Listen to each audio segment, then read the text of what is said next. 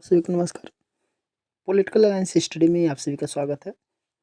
आज के इस वीडियो में हम लोग देखेंगे सिद्धार्थ विश्वविद्यालय कपिलवस्तु सिद्धार्थनगर का BA 6 semester examination 2024-25 political science का जो पेपर है इंटरनेशनल रिलेशन एंड पॉलिटिक्स, इसका हम लोग देखेंगे प्रीवियस पेपर, अर्थात जो उस समय एग्जाम हो चुका था उसको हम लोग आज सॉल्व करेंगे उस पेपर को। यह पेपर वर्तमान में सम्मिलित हो रहे बीए 6 सेमेस्टर के सभी स्टूडेंट को बहुत ही लाभदायक सिद्ध होगी। तो चलिए हम लोग देखते हैं एक एक करके सारे प्रश्नों को। देखिए दिया है, पहला प्रश्न दिया है कि भारत एवं पाकिस्तान के बीच शिमला समझौता कब हुआ। ऑप्शन दिया है 1971, 1999, 1974 और 1972। देखिए जब भारत और पाकिस्तान और बांग्लादेश जब दोनों अलग हुए, उसमें भारत ने पाकिस्तान और भारत के बीच में युद्ध हुआ था। तो उसी बीच में ये सब घटनाएं 1971 में हुई थी। लेकिन ये घटनाएं जब ख़त्म हुई, अर्थात युद्ध जब समाप्त हुआ, तो उसके बाद से 1972 में भारत और पाकिस्तान के बीच शिमला समझौता हुआ। तो इसका ऑप्शन जो है ऑप्शन डी ये सही हो जाएगा। आगे दिया है कि भारत की विदेश नीति का मूल मंत्र क्या है। तो भारत की विदेश नीति का जो मूल मंत्र है वो है पंचशील। ठीक है, इसका जो सही उत्तर हो जाएगा पंचशील। आगे आगे हम लोग देखेंगे, अगला प्रश्न दिया गया, पूछा था कि भारत ने लुक ईस्ट पॉलिसी कब अपनाई। ठीक है, तो लुक ईस्ट पॉलिसी कब अपनाई, यहाँ पे चार ऑप्शन दिया 2016, 2000, 1991 और 1995। तो इसका जो सही उत्तर हो जाएगा वो हो जाएगा 1991। लुक ईस्ट पॉलिसी जो है 1991 में भारत ने अपनाई थी। आगे अगला प्रश्न, चौथा प्रश्न जो पूछा था वो है कि लुक ईस्ट पॉलिसी मुख्य रूप से किस क्षेत्र पर केंद्रित थी। यहाँ पे पूर्वी यूरोप दिया है, पूर्वी अफ्रीका दिया है, दक्षिण पूर्व एशिया दिया है और मध्य एशिया दिया है। इसका जो सही उत्तर हो जाएगा वो हो जाएगा दक्षिण पूर्व एशिया, अर्थात ऑप्शन सी इसका राइट आंसर हो जाएगा। अगला प्रश्न दिया है, पूछा था लुक ईस्ट पॉलिसी के तहत भारत ने किस संगठन से घनिष्ठ संबंध अपनाए थे। यहाँ पर लिखा दिया है ऑप्शन सार्क, आसियान, नाटो और ब्रिक्स। तो इसका जो सही उत्तर हो जाएगा हो जाएगा आसियान, अर्थात ऑप्शन बी इसका सही उत्तर हो जाएगा। अगला प्रश्न पूछा था act policy act sorry act east policy को किस भारतीय प्रधानमंत्री ने शुरू किया। देखिए यहाँ पे ईस्ट लुक ईस्ट नहीं है, एक्ट ईस्ट पॉलिसी को किस भारतीय प्रधानमंत्री ने शुरू किया। ऑप्शन दिया है ए नरेंद्र मोदी, बी है मनमोहन सिंह, सी है पीवी नरसिम्हा राव और डी है अटल बिहारी वाजपेयी। इसका जो राइट आंसर हो जाएगा वर्तमान जो प्रधानमंत्री हैं नरेंद्र मोदी, ये राइट आंसर हो जाएगा। आगे आप प्रश्न सातवां जो पूछा था पंचशील नीति का मूल सिद्धांत क्या है। पंचशील नीति का मूल सिद्धांत क्या है। देखिए पंचशील समझौता जो हुआ था वो चीन से और भारत से हुआ था 1954 में। तो देखिए पंचशील नीति का जो मूल सिद्धांत दिया है सैन्य गठबंधन, आक्रामक कूटनीति, शांतिपूर्ण सह-अस्तित्व और व्यापार। तो इसका जो सही उत्तर हो जाएगा शांतिपूर्ण सह-अस्तित्व। इसमें 5 सिद्धांत अपनाए गए थे, तो उसमें शांतिपूर्ण सह-अस्तित्व का भी नीति उसमें सम्मिलित किया गया था। आगे अगला प्रश्न है, दिया है विचारधारा का अंत विचारधारा का अंत किस सिद्धांत विचारधारा का अंत सिद्धांत किस विचारक से जुड़ा है। तो ये है Francis Fukuyama, Daniel Bell, Karl Marx और एंटोनियो ग्राम्सी। तो इसका जो सही उत्तर हो जाएगा फ्रांसिस फुकुयामा। आगे हम लोग देखेंगे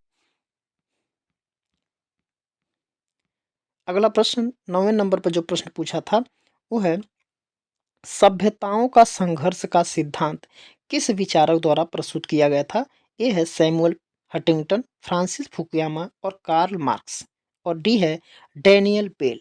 तो इसका जो सही उत्तर हो जाएगा वो हो जाएगा सैमुअल हंटिंगटन। इसको सैमुअल पी हंटिंगटन बोला जाता है।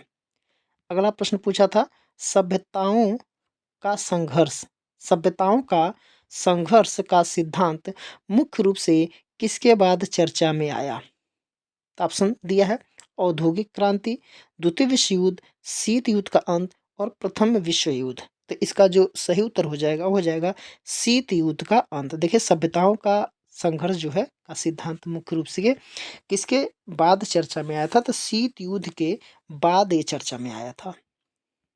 अगला 11 नंबर पे जो प्रश्न पूछा था इसको छोटा कर ले रहे हैं। पूछा था, गैर राज्यकर्ता गैर राज्यकर्ता यानी कि नॉन स्टेट एक्टर कौन होते हैं? केवल सरकारी संगठन, केवल अंतर्राष्ट्रीय संगठन, केवल धार्मिक संगठन, या वे समूह जो सरकार का हिस्सा नहीं है, वो नहीं होते लेकिन सुरक्षा राजनीति को यहाँ पर दिया है प्रभावित कर सकते हैं। तो इसका जो राइट आंसर हो जाएगा वो हो जाएगा ऑप्शन डी, वे समूह जो सरकार का हिस्सा नहीं होते लेकिन सुरक्षा और राजनीति को प्रभावित करते हैं।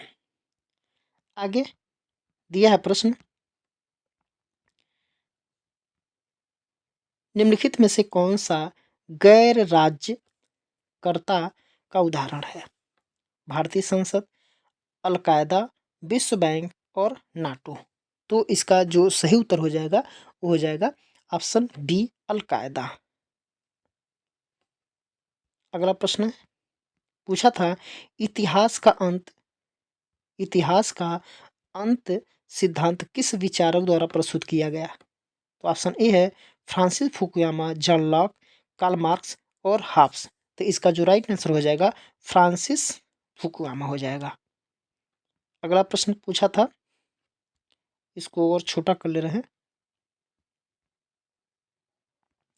दिया है, सीमा पार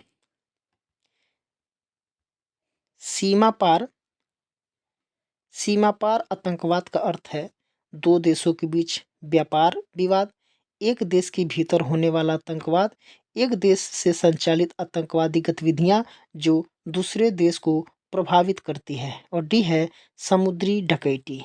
तो इसका जो राइट आंसर हो जाएगा एक देश से संचालित आतंकवादी गतिविधियां जो दूसरे देश को प्रभावित करती है, ये सीमा पार आतंकवाद का अर्थ होता है। नेक्स्ट अगला प्रश्न पूछा था,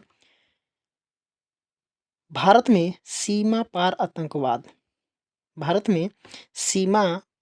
आतंकवाद का सबसे अधिक प्रभावित क्षेत्र कौन सा है? तमिलनाडु, पश्चिम बंगाल, जम्मू कश्मीर और गुजरात। तो इसका जो सही उत्तर हो जाएगा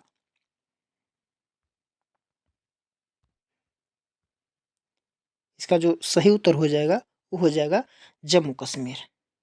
देखिए, सीमा पार जो जम्मू कश्मीर जो है ये हमेशा प्रभावित रहता है आतंकवादियों से, भारत और पाकिस्तान के बीच। अगला प्रश्न है, दिया है कि आतंकवाद निरोधक अधिनियम पोटो कब लागू हुआ? पोटो जो है ये कब लागू हुआ? 2014, 2018, 2002 या 1985। तो इसका जो सही उत्तर हो जाएगा वो हो जाएगा 2002। ऑप्शन सी इसका राइट आंसर हो जाएगा। अगला प्रश्न दिया है, निम्नलिखित में से कौन सा एक गैर सरकारी संगठन है जो मानवाधिकारों की रक्षा करता है? नाटो, इंटरपोल, विश्व व्यापार संगठन और एमनेस्टी। तो इसका जो सही उत्तर हो जाएगा एमनेस्टी। एमनेस्टी जो है गैर सरकारी संगठन है जो मानवाधिकारों की रक्षा करता है। अगला प्रश्न है, मानवाधिकारों की सार्वभौमिक घोषणा कब अपनाई गई? 1960, 1980, 1948 या 1990। इसका जो राइट आंसर हो जाएगा ऑप्शन सी, 1948। अगला प्रश्न पूछा था, मानवाधिकार परिषद यानी कि एचआरसी का मुख्यालय कहाँ स्थित है? New York America, Paris France, Vienna Austria या जिनेवा स्विट्जरलैंड? तो इसका जो सही उत्तर हो जाएगा जिनेवा स्विट्जरलैंड। ऑप्शन डी इसका सही उत्तर हो जाएगा। अगला प्रश्न पूछा था कि अंतर्राष्ट्रीय मानवाधिकार दिवस कब मनाया जाता है? 24 मई, 10 दिसंबर, 5 जून या 15 अगस्त को? तो इसका जो सही उत्तर हो जाएगा वो हो जाएगा 10 दिसंबर। ऑप्शन बी इसका राइट आंसर है। अगला प्रश्न है पूछा था कि दक्षिण दक्षिण दक्षिण वार्ता दक्षिण दक्षिण वार्ता यानी कि साउथ साउथ डायलॉग किस सम्मेलन से प्रेरित था? ब्रेटन वुड्स सम्मेलन 1944, जिनेवा सम्मेलन 1949, बांडू सम्मेलन 1955 या G20? तो इसका जो सही उत्तर हो जाएगा बांडू सम्मेलन 1955। अगला प्रश्न पूछा था दक्षिण दक्षिण वार्ता का मुख्य उद्देश्य क्या है? विकसित देशों के बीच सहयोग, विकासशील देशों के बीच सहयोग या केवल सैन्य गठबंधन या केवल व्यापार समझौता? तो इसका जो सही उत्तर हो जाएगा वो हो जाएगा ऑप्शन बी, विकासशील देशों के बीच सहयोग। जो विकास कर रहे हैं अभी उनके बीचों को आपस आपस में सहयोग। जो दक्षिण भूमध्य रेखा से जो नीचे के दो जो देश हैं पृथ्वी पे, उन आपस में वो जो देश होते हैं वो आपस में एक दूसरे के बीच सहयोग करने के लिए दक्षिण दक्षिण वार्ता नामक सम्मेलन किए थे। तो अगला प्रश्न है दिया कि दक्षिण दक्षिण सहयोग को संस्थागत रूप देने वाला सबसे प्रमुख संगठन कौन सा है? G77, नाटो, यूरोपियन यूनियन और G7? तो इसका जो सही उत्तर हो जाएगा G77 हो जाएगा। ऑप्शन ए इसका राइट आंसर हो जाएगा। अगला प्रश्न है कि बिम्स्टेक की स्थापना कब हुई थी? बिम्स्टेक की स्थापना ऑप्शन दिया 1990, 1997, 2014 और 2018। तो इसका जो सही उत्तर हो जाएगा 1997। ऑप्शन बी इसका करेक्ट आंसर हो जाएगा। अगला, बिम्स्टेक का मुख्यालय कहाँ स्थित है? दिया है बिम्स्टेक का मुख्यालय कहाँ स्थित है? नई Delhi India, Dhaka Bangladesh, Bangkok Thailand, Kathmandu Nepal? तो इसका जो सही उत्तर हो जाएगा वो हो जाएगा बैंकॉक थाईलैंड। ऑप्शन सी इसका राइट आंसर हो जाएगा। बिम्स्टेक का मुख्यालय बैंकॉक थाईलैंड में है। अगला प्रश्न, बिम्स्टेक में कितने देश सम्मिलित हैं? बिम्स्टेक में कितने देश सम्मिलित हैं? 15, 20, 7 या 25? तो इसका जो सही उत्तर हो जाएगा 7। बिम्स्टेक में कितने देश हैं? तो 7 देश हैं। अगला प्रश्न है पूछा था कि बिम्स्टेक के सदस्य देश किस महासागर क्षेत्र से जुड़े हुए हैं? आर्कटिक महासागर, हिंद महासागर या फिर अंटार्कटिक महासागर या फिर प्रशांत महासागर? तो इसका जो सही उत्तर हो जाएगा ऑप्शन बी, हिंद महासागर। आगे, यूरोपीय यूनियन की आधिकारिक मुद्रा कौन सी है? यूरोपीय जो यूनियन है उसकी आधिकारिक मुद्रा कौन है? रुपया, डॉलर, यूरो या फिर पाउंड? तो इसका जो सही उत्तर हो जाएगा वो है यूरो। यानी कि यूरोपीय यूनियन के जितने भी सारे देश हैं इस संगठन में यूरो मुद्रा को यूरोपीय यूनियन का आधिकारिक मुद्रा घोषित कर ली है। तो ये है ऑप्शन सी, यूरो मुद्रा। अगला प्रश्न है पूछा था कि यूरोपीय यूनियन में वर्तमान में कितने देश हैं? 27, 45, 40 या फिर 50? तो इसका ऑप्शन ए इसका सही उत्तर हो जाएगा 27 देश। पहले 28 थे तो लेकिन अभी इंग्लैंड ने ब्रेग्जिट करके यानी कि यूरोपीय यूनियन से वो निकल चुका है। अगला प्रश्न है पूछा था कौन सी संधि से यूरोपीय यूनियन आधिकारिक रूप से स्थापित हुआ? नाटो संधि, रोम संधि, लिस्बन संधि या फिर maastricht संधि?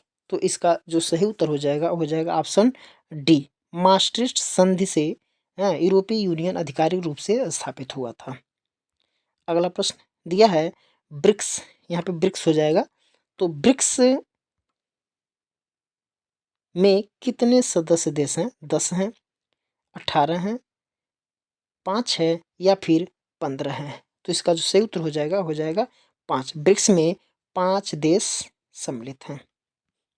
आगे इसको और छोटा कर लिया जाए। हाँ, ब्रिक्स में कौन से देश शामिल हैं? ब्रिक्स में वहाँ तक कितने देश शामिल है, यहाँ पूछ रहा है कि कौन से देश शामिल हैं। तो ब्राज़ील, रूस, इंडिया, चीन, साउथ अफ्रीका। यहाँ पे दिया है बोत्सवाना, रोमानिया, इंडोनेशिया, चीन और स्पेन। आगे है बांग्लादेश, रोम, इजराइल, चीन, साउथ अफ्रीका, भूटान, रूस, ईरान, कनाडा और सिंगापुर। तो इसका जो सही उत्तर हो जाएगा ब्राज़ील, रूस, इंडिया, चीन और साउथ अफ्रीका। तो ऑप्शन ए इसका राइट आंसर हो जाएगा। अगला प्रश्न है, ब्रिक्स का मुख्य उद्देश्य क्या है? ब्रिक्स का मुख्य उद्देश्य क्या है? सैन्य सहयोग, खेल आयोजन, आर्थिक विकास एवं सहयोग या फिर स्वास्थ्य सहयोग। तो इसका जो सही उत्तर हो जाएगा आर्थिक विकास एवं सहयोग।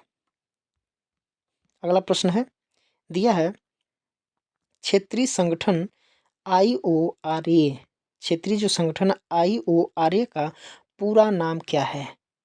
इंडिया ओशन रिम एसोसिएशन, फिर इंडिया ओशन रिसर्च एसोसिएशन, फिर है इंटरनेशनल ओशन रिसर्च एसोसिएशन और डी है इंडियन ओशन रिन्यूएबल एलायंस। तो इसका जो सही उत्तर हो जाएगा option C International Ocean Research Association. Option C इसका करेक्ट आंसर हो जाएगा। अगला प्रश्न है, IORA की स्थापना कब हुई थी? 2008, 2018, 2000, 1997 या फिर 1999। तो इसका जो सही उत्तर हो जाएगा 1997 इसका करेक्ट आंसर हो जाएगा। अगला प्रश्न है, IORA का मुख्य उद्देश्य क्या है? सैन्य सहयोग, खेल सहयोग, सांस्कृतिक सहयोग या समुद्री व्यापार सहयोग। तो इसका जो सही उत्तर है समुद्री व्यापार सहयोग। दिया है WTO का पूरा रूप क्या है? WTO का पूरा रूप क्या है?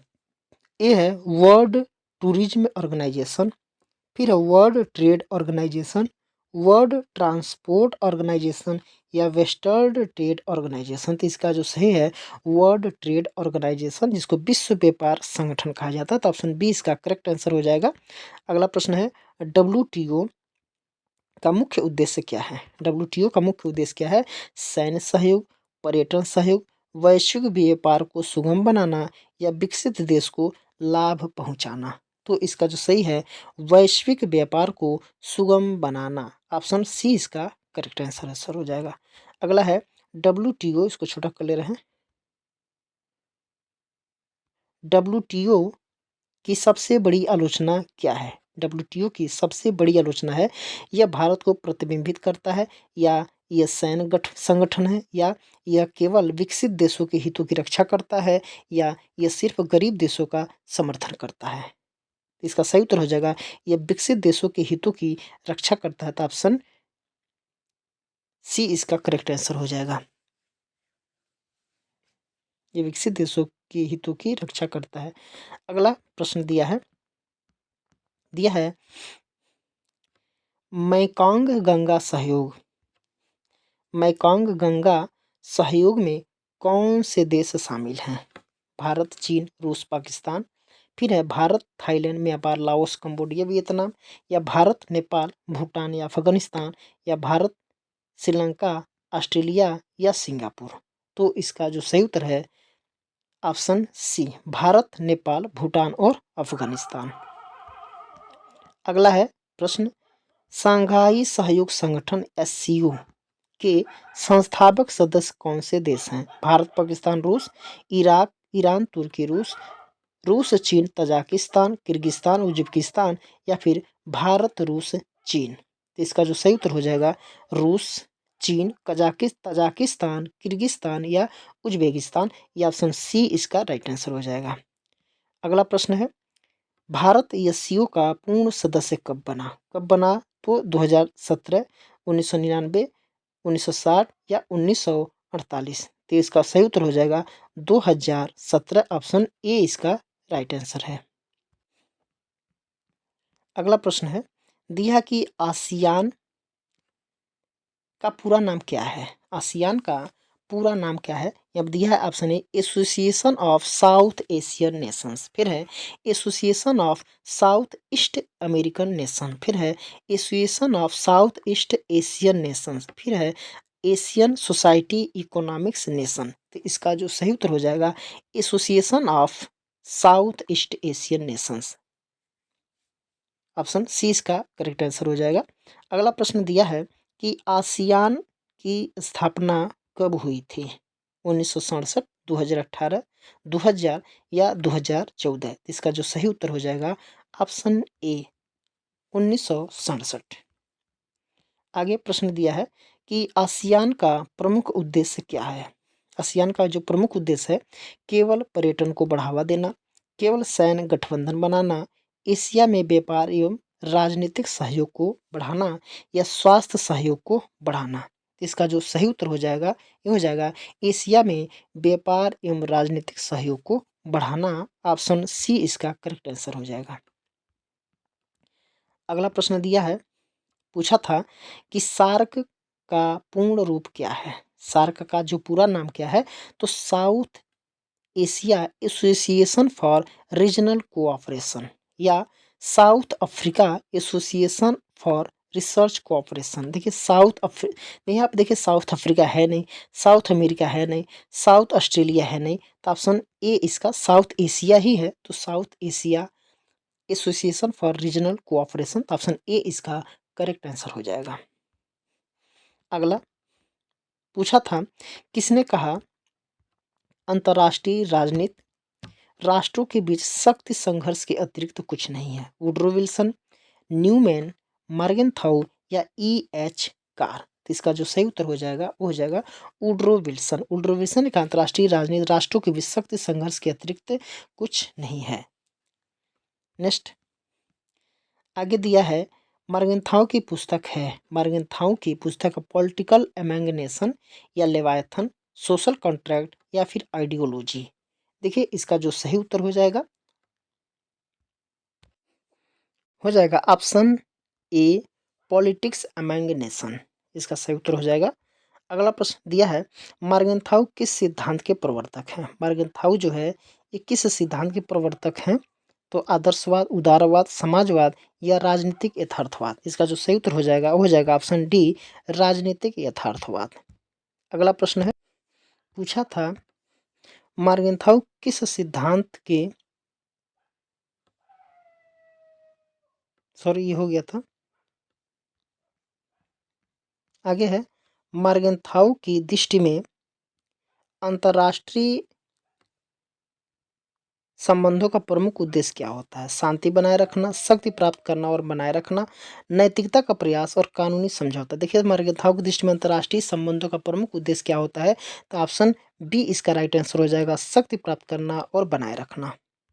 अगला प्रश्न पूछा था, नव यथार्थवाद, नव यथार्थवाद को किस अन्य नाम से जाना जाता है। शास्त्रीय यथार्थवाद, उदारवाद, संरचनात्मक यथार्थवाद या फिर आदर्शवाद। इसका जो सही उत्तर हो जाएगा संरचनात्मक यथार्थवाद, ऑप्शन सी इसका करेक्ट आंसर हो जाएगा।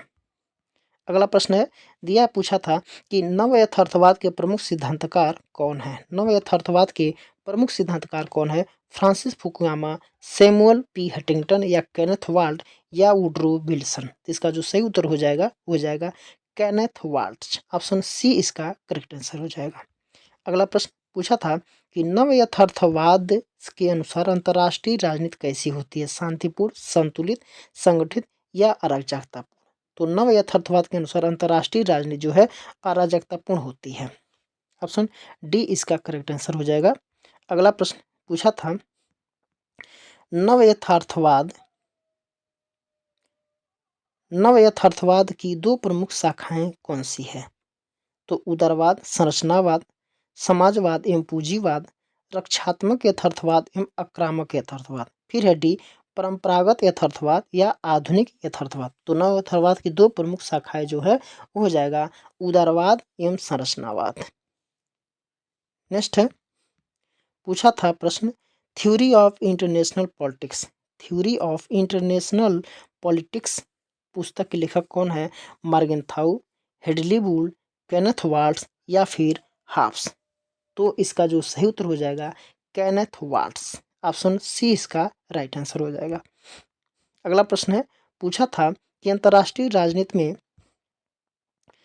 निर्णय सिद्धांत को विकसित करने का श्रेय किसे है?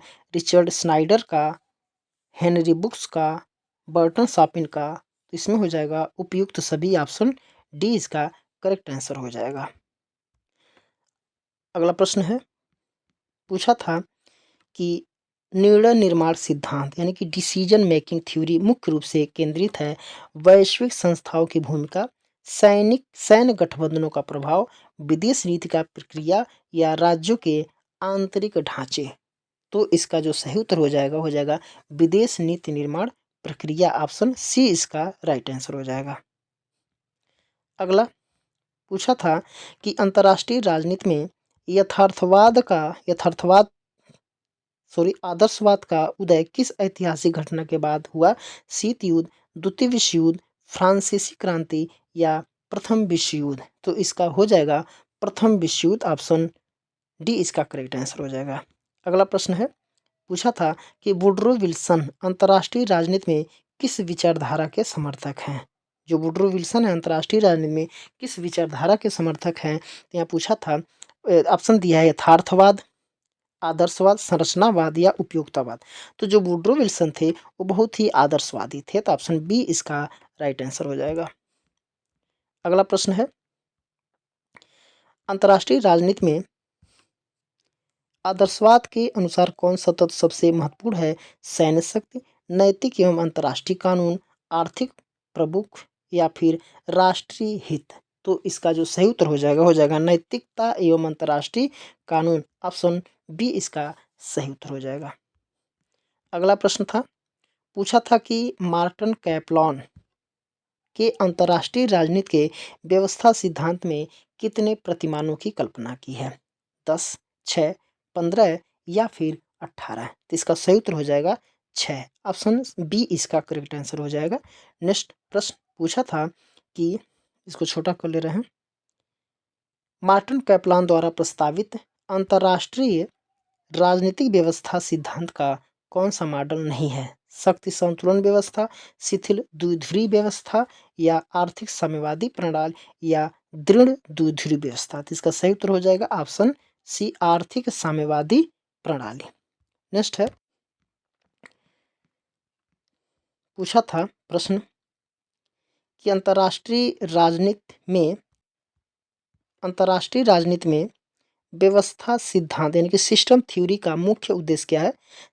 केवल सैन्य रणनीति पर ध्यान देना, अंतर्राष्ट्रीय राजनीति का संरचनात्मक रूप से विश्लेषण करना या फिर केवल आर्थिक संबंधों पर व्याख्या देना या राज्यों के आंतरिक मामलों का अध्ययन करना। तो इसका जो सही उत्तर हो जाएगा ऑप्शन बी इसका करेक्ट आंसर हो जाएगा अंतर्राष्ट्रीय राजनीति का संरचनात्मक रूप से विश्लेषण करना। नेक्स्ट अगला प्रश्न पूछा था कि खेल सिद्धांत, जिसको गेम थ्योरी भी कहा जाता है, में शून्य योग खेल यानी कि जीरो सम गेम का क्या अर्थ है? अगला है, पूछा था प्रश्न में, तो इसका ऑप्शन है सभी खिलाड़ी जीतते हैं, एक खिलाड़ी की जीत दूसरे की हार होती है, सभी खिलाड़ी हारते हैं या कोई निर्णय नहीं किया जाता। तो इसका जो सही उत्तर हो जाएगा एक खिलाड़ी की जीत दूसरे की हार होती है। जीरो सम गेम, एक खिलाड़ी की जीत दूसरे पर हार होती है। ऑप्शन बी इसका करेक्ट आंसर हो जाएगा। अगला प्रश्न है, पूछा था कि राष्ट्रीय हित की सुरक्षा के लिए एक देश कौन से साधनों का उपयोग कर सकता है? कूटनीति, सैन्य शक्ति, आर्थिक साधन या उपर्युक्त सभी। तो इसका जो सही उत्तर हो जाएगा उपर्युक्त सभी। ऑप्शन डी इसका करेक्ट आंसर हो जाएगा। अगला प्रश्न है, पूछा था कि राष्ट्रीय हित का मुख्य उद्देश्य क्या होता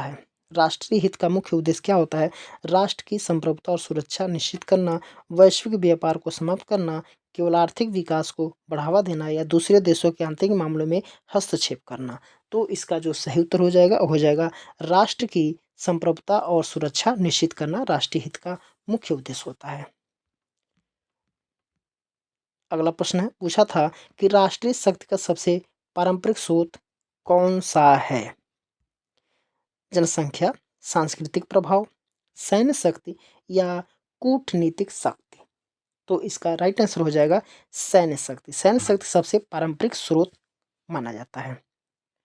अगला प्रश्न है, पूछा था निम्नलिखित में से कौन सी राष्ट्रीय शक्ति का घटक नहीं है? भौगोलिक, धार्मिक विश्वास, वैज्ञानिक, तकनीकी प्रगति या आर्थिक शक्ति? देखिए, भौगोलिक कारक, भौगोलिक जो होती है शक्ति, वो भी इसको भी आर्थिक शक्ति या राष्ट्रीय शक्ति माना जाता है। धर्म का जो है, धार्मिक विश्वास है, ये राष्ट्रीय शक्ति को नहीं माना जाता है, बल्कि वैज्ञानिक और आर्थिक शक्ति ये सब राष्ट्रीय शक्ति के रूप में माना जाता है। तो ऑप्शन बी इसका करेक्ट आंसर हो जाएगा। आगे पूछा था सॉफ्ट पावर, जोसेफ, देखिए सॉफ्ट पावर की अवधारणा किसके द्वारा विकसित की गई? Karl Marx, Adam Smith, Machiavelli या जोसेफ नाई? तो इसका जो सही उत्तर हो जाएगा एडम स्मिथ। ऑप्शन बी इसका करेक्ट आंसर हो जाएगा। अगला प्रश्न पूछा था कि हार्ड पावर का मुख्य स्रोत क्या है? नैतिकता, शांतिपूर्ण वार्ता, सैन्य शक्ति व आर्थिक दबाव और नैतिक मूल्य? तो इसका जो सही उत्तर हो जाएगा सैन्य शक्ति व आर्थिक दबाव। ऑप्शन सी इसका राइट आंसर है। सैन्य शक्ति और आर्थिक दबाव इसका हार्ड पावर का स्रोत माना जाता है। नेक्स्ट अगला प्रश्न पूछा था कि शक्ति संतुलन की नीति का मुख्य उद्देश्य क्या होता है? ऑप्शन है, एक वैश्विक सरकार की स्थापना करना, अंतर्राष्ट्रीय व्यापार को बढ़ावा देना, किसी एक राष्ट्र को अत्यधिक ताकतवर बनाना या किसी एक राष्ट्र को अत्यधिक ताकतवर होने से रोकना? तो इसका जो सही उत्तर हो जाएगा किसी एक राष्ट्र को अत्यधिक ताकतवर होने से रोकना। ये ऑप्शन डी इसका राइट आंसर हो जाएगा। नेक्स्ट प्रश्न पूछा था कि द्वितीय विश्व युद्ध के बाद शक्ति संतुलन किनके बीच बना? द्वितीय विश्व युद्ध के बाद शक्ति संतुलन किसके बीच बना? संयुक्त राज्य अमेरिका और सोवियत संघ, भारत एवं चीन, ब्रिटेन एवं फ्रांस और डी है जापान एवं जर्मनी? तो इसका सही उत्तर हो जाएगा संयुक्त राज्य अमेरिका और सोवियत संघ। ठीक है, यूएसए और यूएसएसआर इसको कहा जाता है, पूर्व सोवियत संघ। यही सोवियत संघ वर्तमान में 1991 के बाद रूस है, बाकी कुछ देश अलग हो गए। अगला प्रश्न पूछा था कि शीत युद्ध यानी कि कोल्ड वार के दौरान शक्ति संतुलन को बनाए रखने के लिए कौन से दो सैन्य गुट बने? नाटो वार्सा संधि, सार्क और आसियान, ओपेक और नाम, NWM और G77 एवं ब्रिक्स? तो इसका जो सही उत्तर हो जाएगा वो नाटो और वार्सा पैक्ट। देखिए, जो नाटो था ये अमेरिका का गुट था और वार्सा संधि जो है, वार्सा पैक्ट, वार्सा संधि, इसको यूएसएसआर का सैनिक संगठन माना जाता है। तो ऑप्शन ए इसका सही उत्तर हो जाएगा। अगला प्रश्न था आधुनिक अंतर्राष्ट्रीय राजनीति में शक्ति संतुलन की अवधारणा का क्या महत्व है? ये है, अब यह अप्रासंगिक हो गया। फिर है, यह वैश्विक स्थिरता को बनाए रखता है। फिर है सी, यह संयुक्त राष्ट्र संघ को निर्णायक ताकत बनाता है और डी है उपयुक्त में से कोई नहीं। तो इसका जो सही उत्तर हो जाएगा ऑप्शन बी, यह वैश्विक स्थिरता को बनाए रखता है। अगला प्रश्न पूछा था सामूहिक सुरक्षा की अवधारणा का प्रमुख समर्थन करने वाले प्रमुख राजनीतिक विचारक कौन थे? तो हाब्स, मैकियावेली, हिटलर और वुडरो विल्सन? तो इसका जो सही उत्तर हो जाएगा अमेरिका के राष्ट्रपति रह चुके हैं वुडरो विल्सन। नेक्स्ट पूछा था प्रश्न, प्रथम विश्व युद्ध के बाद सामूहिक सुरक्षा के लिए किस संगठन की स्थापना की गई? नाटो, संयुक्त राष्ट्र संघ, लीग ऑफ नेशन और वार्सा संघ? तो इसका जो सही उत्तर हो जाएगा लीग ऑफ नेशन, जिसको कहते हैं राष्ट्र संघ, इसको कहते हैं राष्ट्र संघ। देखिए, नाटो अमेरिका का सैनिक संगठन था, ये शीत युद्ध में बना था। और वार्सा जो संधि है ये यूएसएसआर का सैनिक संगठन था जो शीत युद्ध में बना था। बाकी संयुक्त राष्ट्र संघ की स्थापना 24 अक्टूबर 1945 में हुई थी और प्रथम जो विश्व युद्ध के बाद यानी कि 19 1920 में जो राष्ट्र संघ अर्थात लीग ऑफ नेशन की स्थापना की गई थी सामूहिक सुरक्षा के लिए। अगला प्रश्न पूछा था कि प्रथम विश्व युद्ध कब से कब तक चला। प्रथम विश्व युद्ध जो है वो कब से कब तक चला। 1914 से 1918, 1926 से, देखिए तमाम ऑप्शन दिया है तो ऑप्शन ए इसका सबको पता है, बहुत ही आसान ये प्रश्न है। 1914 से लेकर के 1918 तक इसका युद्ध चला। नेक्स्ट अगला प्रश्न पूछा था प्रथम विश्व युद्ध की समाप्ति किस संधि से हुई थी।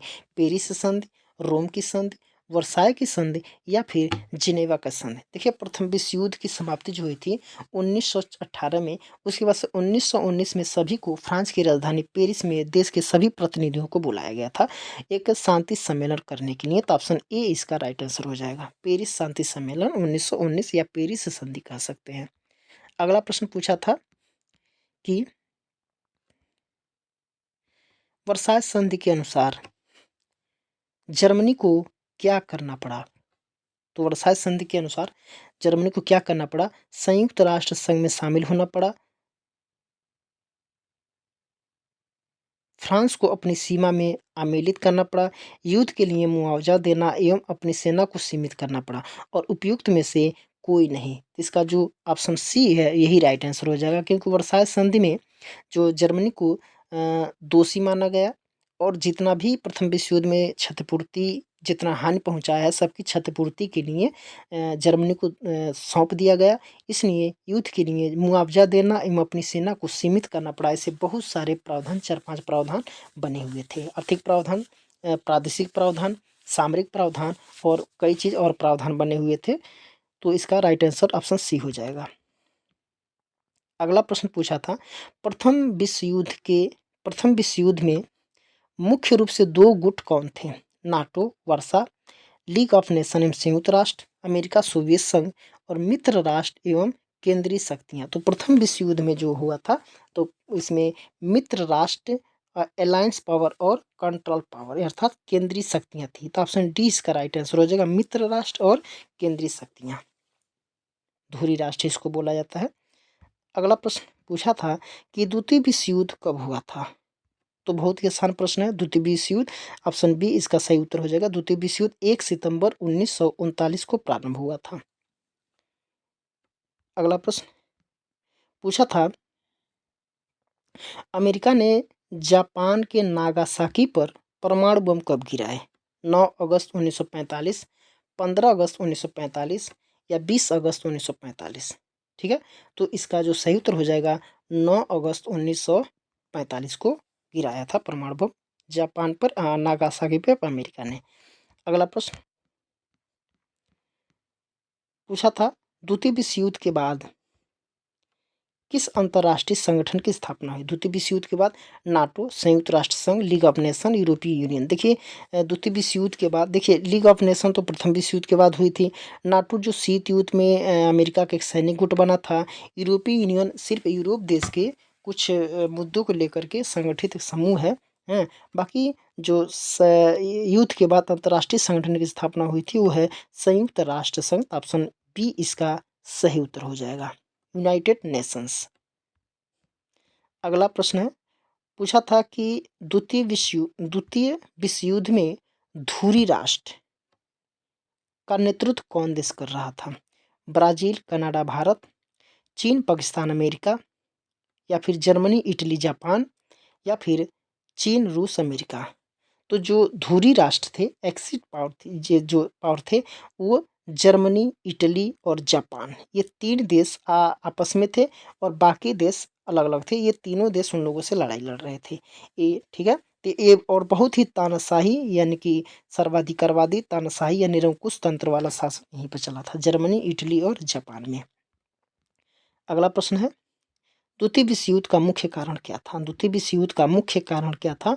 रूस की विस्तारवादी नीति, अमेरिका का हस्तक्षेप या चीन का विरोध या वर्साय संधि की शर्तें और जर्मनी असंतोष। तो इसका ऑप्शन डी इसका सही उत्तर हो जाएगा, क्योंकि प्रथम विश्व युद्ध में वर्साय की संधि ऐसी हुई थी, एक तरफा संधि हुई थी और जर्मनी को सारा दोषारोपण कर दिया था। इसलिए जर्मनी का इस पर असंतोष था, इसलिए वो एक सैनिक शक्ति बना करके उभरा तानाशाही। तो ऑप्शन डी इसका राइट आंसर हो जाएगा। अगला प्रश्न, शीत युद्ध कब से कब तक चला? शीत युद्ध कब से कब तक चला? ऑप्शन दिया है 1945 से 1991। देखिए इसमें ऑप्शन ए इसका सही उत्तर हो जाएगा, पहले ही आ गया है, क्योंकि द्वितीय विश्व खत्म हुआ था उसके बाद से तुरंत शीत युद्ध की स्थापना हुई थी, शीत युद्ध स्टार्ट हुआ था, शीत युद्ध स्टार्ट हुआ था। और 1991 जब तक रूस अर्थात पूर्व सोवियत संघ विघटित नहीं हो गया तब तक ये शीत युद्ध चला। जैसे ही रूस का विघटन हुआ शीत युद्ध का अंत भी हो गया। तो ऑप्शन ए इसका राइट आंसर हो जाएगा। अगला प्रश्न है, शीत युद्ध किन दो महाशक्तियों के बीच हुआ था? तो शीत युद्ध सबको पता है अमेरिका और सोवियत संघ, इन्हीं दो देशों के बीच हुआ था। बाकी ऑप्शन को बोलने का या कहने का कोई मतलब ही नहीं है। अमेरिका और सोवियत संघ के बीच शीत युद्ध हुआ था। ये दो महाशक्ति बहुत लंबे समय तक महाशक्ति के रूप में बनी हुई थी। तो ऑप्शन सी इसका राइट आंसर हो जाएगा। अगला प्रश्न है, दिया था कि शीत युद्ध के दौरान कौन से दो प्रमुख सैन्य गठबंधन बने थे? तो शीत युद्ध के दौरान दो सैन्य गठबंधन, अभी इसके पहले तमाम प्रश्नों में मिला था। नाटो, अब बताए भी थे कि अमेरिका ने नाटो का सैन्य गठन किया था और सोवियत संघ ने वार्सा संधि यानी वार्सा पैक्ट का गठन किया था। इसके पहले के प्रश्न में बताया गया है। तो इसका ऑप्शन डी इसका करेक्ट आंसर हो जाएगा। आगे, शीत युद्ध दौरान क्यूबा मिसाइल संकट कब हुआ था? 1962, 1945, 1980 या फिर 1991? तो इसका जो सही उत्तर हो जाएगा वो हो जाएगा 1962। ऑप्शन ए इसका राइट आंसर हो जाएगा। अगला प्रश्न पूछा था, भारत शीत युद्ध के दौरान किस गुट में शामिल था? पूर्वी ब्लॉक, पश्चिमी ब्लॉक, नाटो या गुट निरपेक्ष? देखिए जो भारत था ये शीत युद्ध के दौरान जो दो गुट बने थे दोनों गुटों में से किसी भी गुट में नहीं था, बल्कि ये गुट निरपेक्ष आंदोलन में सम्मिलित था। ऑप्शन डी इसका करेक्ट आंसर हो जाएगा। अगला प्रश्न दिया है, शीत युद्ध का अंत किस घटना से हुआ? शीत युद्ध का जो अंत है किस घटना से हुआ? तो अभी हम इसके पहले के प्रश्न में बताए थे कि 1991 में जब सोवियत संघ का विघटन हुआ तो शीत युद्ध का अंत हो गया। तो यहाँ पे सीधे सीधा ऑप्शन बी नजर आ रहा है, सोवियत संघ का विघटन। तो ऑप्शन बी इसका सही उत्तर हो जाएगा। अगला प्रश्न है, मिखाइल गोर्बाचेव की दो प्रमुख नीतियां क्या थी? मिखाइल गोर्बाचेव की दो प्रमुख नीतियां क्या थी? समाजवाद एवं साम्यवाद, शीत युद्ध एवं गर्म युद्ध, ग्लासनोस्त एवं पेरेस्त्रोइका और आर्यन कर्टन एवं लैंड लॉक। तो इसका ऑप्शन सी इसका राइट आंसर हो जाएगा। ग्लासनोस्त एवं पेरेस्त्रोइका ये मिखाइल गोर्बाचेव की दो प्रमुख नीतियां थी। ऑप्शन सी इसका राइट आंसर हो जाएगा। अगला, एनपीटी से क्या तात्पर्य है? एनपीटी से क्या तात्पर्य है? No profit test, nuclear promote test या फिर न्यूक्लियर नॉन प्रोलिफरेशन ट्रीटी या फिर उपयुक्त में से कोई नहीं। इसका जो सही उत्तर हो जाएगा न्यूक्लियर नॉन प्रोलिफरेशन ट्रीटी। इसको कहते हैं परमाणु अप्रसार संधि। ऑप्शन सी इसका राइट आंसर हो जाएगा। अगला प्रश्न है, पूछा था कि सीटीबीटी का उद्देश्य क्या होता है?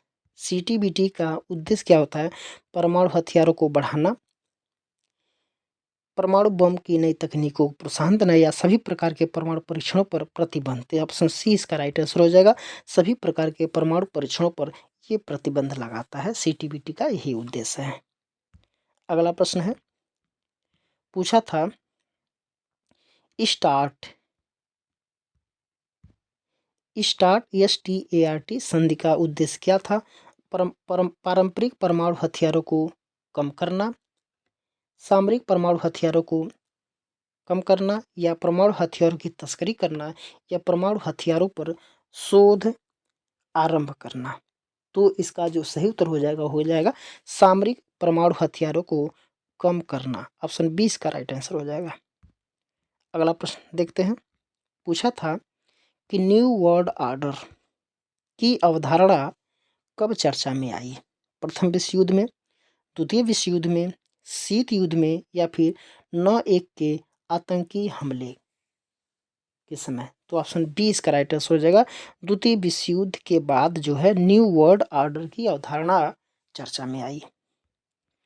अगला प्रश्न है, पूछा था न्यू वर्ल्ड ऑर्डर शब्द का प्रथम उपयोग किस अमेरिकी राष्ट्रपति ने किया? बराक ओबामा ने, जॉर्ज एस डब्ल्यू बुश ने, या जॉन कैनेडी ने, या डोनाल्ड ट्रंप ने? देखिए डोनाल्ड ट्रंप का नाम आया, इसमें बहुत युद्ध करा रहा है, ठीक है।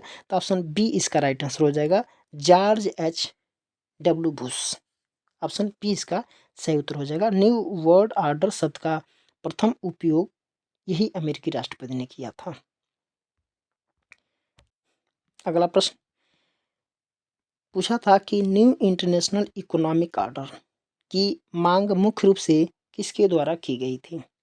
तो इसका जो सही उत्तर हो जाएगा वो हो जाएगा ऑप्शन ए, विकासशील देश। ऑप्शन ए इसका सही उत्तर हो जाएगा, विकासशील देश।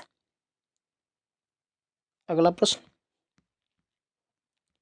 संयुक्त राष्ट्र संघ के सुरक्षा परिषद यानी कि यूएनएससी में कितने स्थायी सदस्य हैं? तो इसमें 5 स्थायी सदस्य हैं, सबको पता है, बहुत ही साधारण और आसान प्रश्न है। 5 स्थायी सदस्य होते हैं। अगला प्रश्न, ये लास्ट प्रश्न है, संयुक्त राष्ट्र सुरक्षा परिषद के स्थायी सदस्य कौन कौन से हैं? तो संयुक्त राष्ट्र सुरक्षा परिषद के जो 5 सदस्य हैं उसमें से जो अमेरिका है, रूस है, चीन है, फ्रांस है और ब्रिटेन है, ये पांचों जो हैं अस्थायी सदस्य माने जाते हैं। माने जाते ही नहीं बल्कि हैं, ठीक है।